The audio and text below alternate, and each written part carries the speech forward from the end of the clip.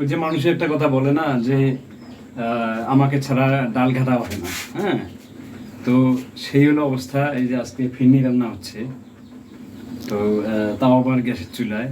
মাটির চুলা তো আছে আমাদের, তো তাও আবার গ্যাসের চুলায়। মানে আমাদের বউয়েরা ওরা এতই মানে আরামপ্রিয় হয়ে গেছে যে তারা এখন মাটির চুলায় যে রান্না করবে সেটাও এখন তাদের বিরক্ত লাগে। এখন এই যে গ্যাসের চুলায় যে দেখেন, ডাল না, এটা অবশ্য ফিরনি রান্না হচ্ছে। তো এই যে আমাকে ছাড়া ঘাটাঘাটির কাজটাও হয় না, বুঝছেন।